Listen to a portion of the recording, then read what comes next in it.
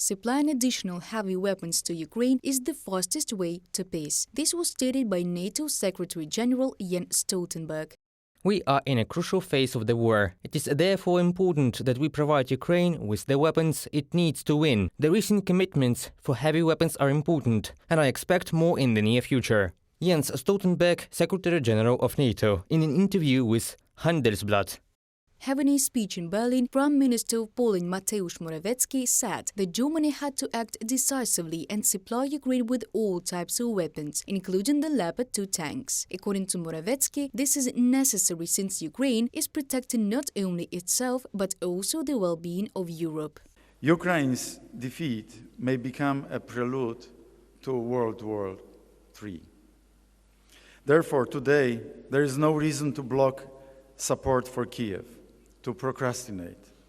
Thus, I call for decisive actions by German government on all sorts of weapons to be delivered to Ukraine. The battle for our freedom, our future, is raging as we speak. And if we have been investing for years in heavy war equipment, in tanks, they must not be left to rust in storehouses, but be placed in the hands of Europe's defenders.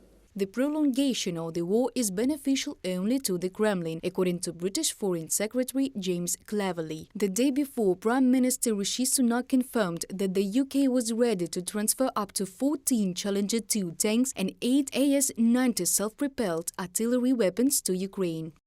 With their courage and tenacity, our Ukrainian friends have surely proved one thing. If they have the tools, they'll finish the job. Our task is to work with America and other allies to give them the tools they need. Only Putin would gain if the bloodshed and destruction drags on.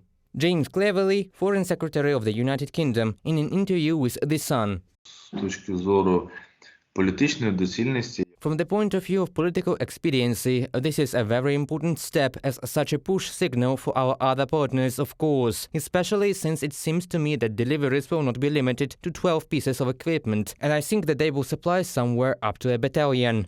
This is around 30-35 machines and maybe more. There are not so many of these tanks. They are actually in service in the UK only. The 8th meeting of the contact group on the defense of Ukraine in the Ramstein format is scheduled for January the 20th. According to the Minister of Foreign Affairs of Ukraine, Dmytro Kuleba, this meeting will be very important for the announcement of new decisions. Reported by Diana Kolesnik, Yulia Bil, UATV News.